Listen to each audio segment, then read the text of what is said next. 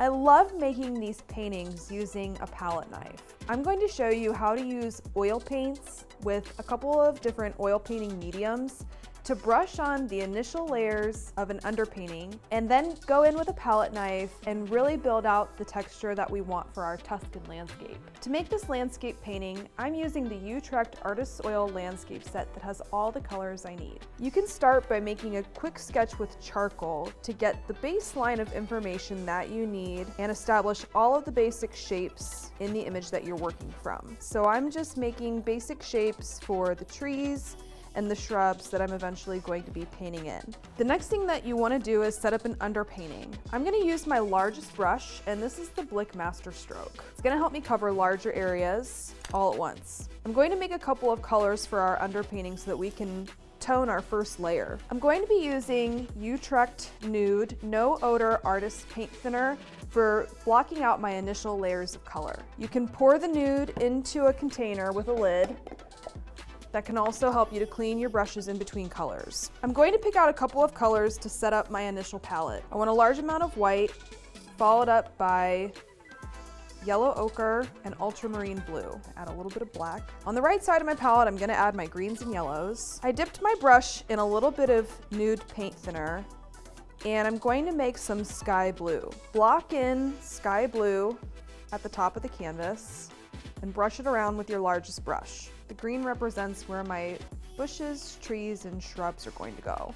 Keep working your way through the image, adding the different colors of green that you see. The nude paint thinner helps the paint to spread around easily so that I can cover more surface area at once. Because we're just toning, our colors don't have to be exact, but rather they can just give us an idea of where the colors need to go. With oil paints, the colors stay workable for longer, so you're going to be able to blend your colors for a long time after you apply the first layer. Now I can paint my road. At this stage, you can even add a little bit of detail to show where you want certain elements to go, like clouds. Now take a smaller brush and block in the trees and shrubs. These may not be all the shrubs I'm painting, but it at least gives me an idea of where I'm going to want them to go.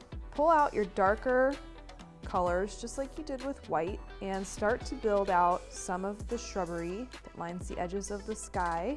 For shrubs, I like to use a short brush stroke that leaves a texture mark. Let's continue to add light and shadow variation in the coloring of our image. We know that there's yellow tones and white tones that we want to pick up, so let's pull that out. Now that our underpainting is complete, let's go ahead and do our palette knife work.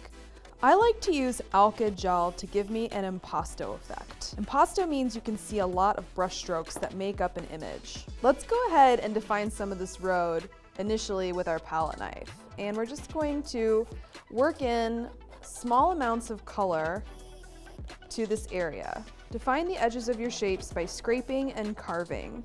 Now you can even go in with a brush and add different values. Let's move on to the sky and clouds, and we'll take both blue and white and mix it with alka gel. Apply it to the sky using your palette knife. Always try to find your darkest and lightest areas and work to define those. Using the alka gel and the nude paint thinner, we're going to help our oil painting dry a lot faster than we would without it. Use a mark that helps you build texture to make the shrubs. Block in as much color as you can at once.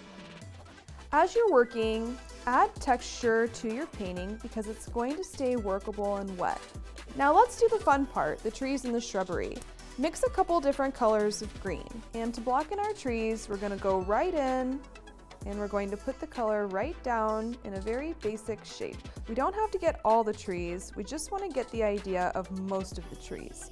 This is a loose, abstract painting, and we don't want to think too much about the details. Let's add some highlights using white and our brightest colors. Don't forget to carve and scrape to create additional textures as your very last step.